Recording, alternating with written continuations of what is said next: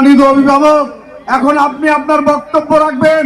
আপনার বক্তব্য শোনার জন্য বিকাল থেকে এই জনতা অপেক্ষা করছে।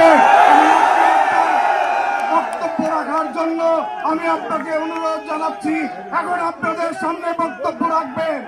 আগামীর বাংলাদেশ, আগামীর বাংলাদেশ যাকে নিয়ে স্বপ্ন দেখে জনাব তারেক রহমান।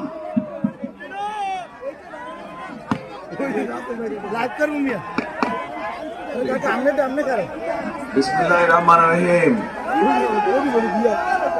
আজকের এই নির্বাচনী জনসভার এই ভোর রাত্রে ফজর হতে আর একটু বাকি আছে।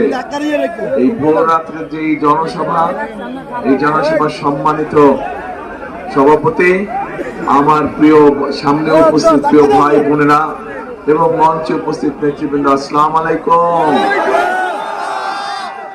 আপনারা কেমন আছেন?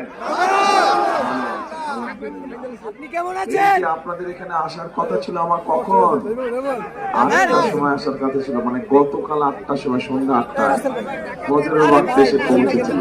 সেই সিলেট থেকে রওনা দিয়েছি, পথে পথে হাজার হাজার হাজার মানুষ, সকল মানুষের সাথে কথা বলতে বলতে সবাই অপেক্ষা করছে। আপনারা যেরকম অপেক্ষা করছেন তারাও অপেক্ষা করছিল, কাজে আস্তে আস্তে দেরি হয়ে গেছে, এই জন্য আপনাদের কাছে ক্ষমা প্রার্থী। এখন প্রিয় ভাই বোনেরা,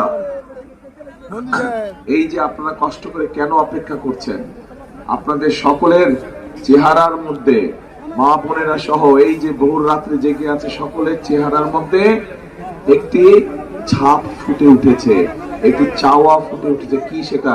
একটা পরিবর্তন চাচ্ছে বাংলাদেশের মানুষ, একটা পরিবর্তন চাচ্ছে। কি পরিবর্তন? একটা ভালো পরিবর্তন চাচ্ছে। আমরা বিগত দিনে যেই কাজগুলো দেখেছি, এইখানে এই যে মামুন সাহেব একটু আগে বলে গেল, যে কাজগুলো দেখেছি, আমরা এই অবস্থার পরিবর্তন চাই। আমরা এটি নিরাপদ অবস্থা চাই, তাই না? এটি নিরাপদ অবস্থা, যেখানে সকল মানুষ নিরাপদে থাকতে পারবে, নিরাপদে ব্যবসা বাণিজ্য করতে পারবে, রাস্তাঘাটে নিরাপদে চলতে পারবে। আপনারা তো এরকমই চান নাকি? ইনশাআল্লাহ এরকমই চান। এখন প্রিয় ভাই বোনেরা, এই যে একটু আগে আমি কথা শুরুতেই বললাম যে নির্বাচনী জনসভা, বিগত 15 বছরে এরকম কোন নির্বাচনী জনসভা হয়েছিল? আপনারা বিগত 15 বছরে ভোট দেবার সুযোগ পেয়েছিলেন?